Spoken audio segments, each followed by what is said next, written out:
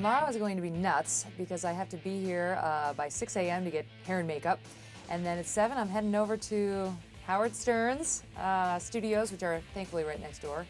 We'll do that until just after 8, and then back here, and then over to The View, which we do live, and then back here, and then my show airs at 1. I've been on The View before, so I'm not nervous about that. I look forward to that. That should be relatively easy. But yes, I am a little excited and a little nervous about going into the Lion's Den with Howard Stern.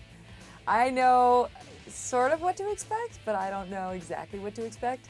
I'm hoping he's going to be gentle because I heard he likes the show, and hopefully he likes me enough not to completely humiliate me. I really want to know what it's like to be Howard Stern, and what it's like now that he's had no restrictions put on him. There he is over on Sirius Radio. You know, it's not like he has to fight the wars he used to have to fight when he was on terrestrial radio. So is it boring? Does he enjoy having no holds barred, or does he sort of miss being a rule breaker? You know, I actually had to diet and exercise, which I hate doing. But, you know, desperate times call for desperate measures. So, you know, the maternity weight sort of came off pretty fast in the beginning, and it was off, and then I hit like the last 10 pounds or so, and it just wasn't moving. So I, loosely in my life, I follow The Zone by Barry Sears, just not the way he does it with like exact calculations, but I followed it exactly. And sure enough, with that and the Stairmaster, which is, I have one in my house and I do at least 30 minutes a day, the weight came off. It's so hard whenever anybody asks me that.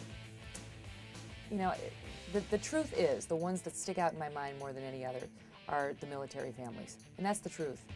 I mean, they don't care about politics. They don't want to care about the BS going on down in Washington. They just care about their kids who are over there fighting for us, and it just grounds you in every way. And it makes you realize, look at us sitting here in this office. You know, our viewers who are sitting at home watching this on their computers. You go about your own life and you completely forget sometimes about what is going on the ground in Afghanistan and Iraq and elsewhere across the globe with our troops. And when you speak with a soldier just back, or one of their families, God forbid, of soldiers who have died, and they bring it back to you, that's the stuff that keeps you up at night. I mean, that makes you remember how great it is to be an American, and why what they're doing is so important, and our coverage of it also important.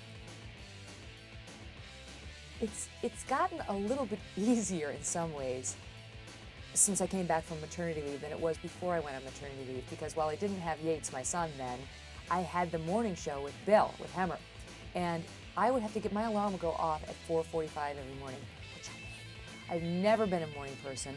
I didn't become a morning person just because I, had a morning show. 3 years into it, and I was still just as exhausted. You know, you always say, okay, well, I'm done at like noon to 2. Usually I'd get out of Fox around 2 or 3 p.m. You're exhausted. You have no energy to work out, at least I didn't.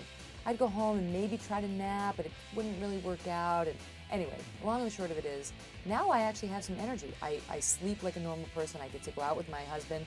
We wait until our son goes down at 8 for the night, and then we have a babysitter come some nights, and we go out to dinner, and I get a good night's sleep, and I come here.